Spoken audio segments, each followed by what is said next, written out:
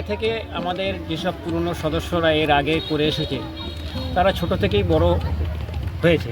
তখন অন্যভাবে পুজোটা হতো, এখন যত দিন যাচ্ছে তত আরও ভালো করার লক্ষ্যে আমরা এগোচ্ছি। এবং এই পুজোর জন্য আমাদের এই সদস্যরা প্রচুর পরিশ্রম করে, অনেক দূরে দূরে কালেকশন করে, মানে পাড়ার সব মানুষকে নিয়ে এখানে সংগঠিত করে এবং পাড়ার সহযোগিতা নিয়ে আমাদের এই পূজা হয়। এবং সাংস্কৃতিক অনুষ্ঠান থাকে প্রতিদিনই, কিছু না কিছু নাচ গান এইসবের মধ্য দিয়ে, এবং দোকান পাশারি বসানো হয় এবং এটা একটা মেলার মতো হয়ে যায়, পূজা সহ মেলার মতো হয়ে যায়।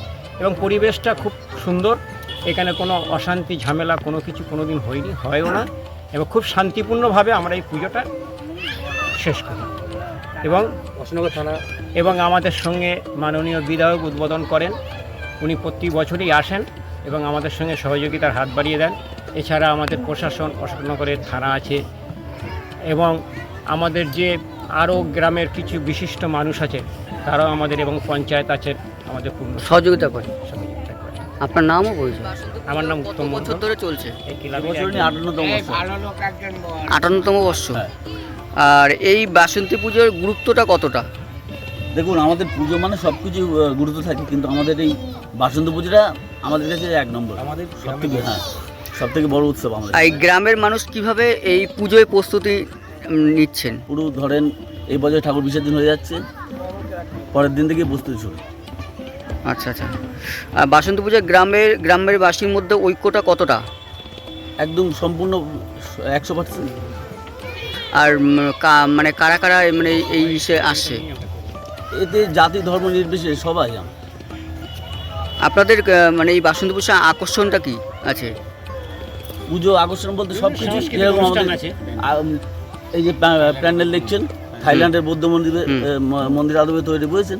তারপরে পূজা পাঠ তো ওই দিন হচ্ছে, ওই দিন সন্ধ্যাবেলায় নৃত্য অনুষ্ঠান হবে, গান হবে। তারপরে যে মেন আমাদের আকর্ষণ, বড় চমক থাকবে একাদশীর দিন ফাংশন, সামনে রবিবার। 2 দিন ধরে চলে? 6 দিন ধরে চলে, ষষ্ঠী থেকে একদম একাদশী। আচ্ছা, প্যান্ডেলের থিমটা কি? থাইল্যান্ডের বৌদ্ধ মন্দিরে আদবে তৈরি আমাদের মন্দির। আচ্ছা আচ্ছা। বিশেষ অতিথি কে আসছে? আজকে উদ্বোধন করবেন আমাদের মাননীয় বিধায়ক শ্রী নারায়ণ গোস্বামী মহাশয়।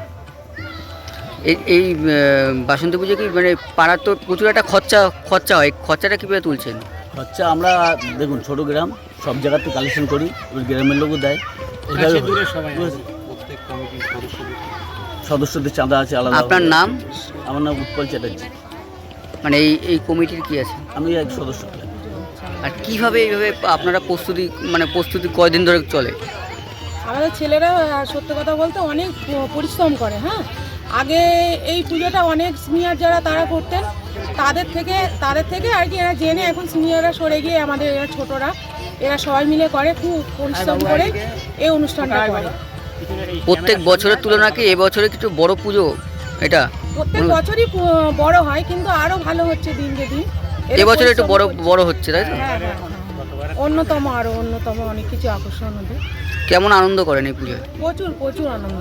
সারা বছর মানে অপেক্ষা করে একটা পুজোর? হ্যাঁ, আমাদের এখানে এই পুজোটার জন্য সবাই অপেক্ষা করে এবং অনেক দূর থেকে লোকে আসে। অনেক দূর থেকে আসে সবাই সবার নিজস্ব নিজস্ব লোকজন নিয়ে এসে মাঠে বসে সবাই আনন্দ করে, ফাংশন দেখে, আর সুস্থভাবে হয়, এখানে কোনো অশান্তিও হয় না। আপনার নাম? শান্তি অধিকারী। এই জায়গাটার নাম? পার্শ্বদ।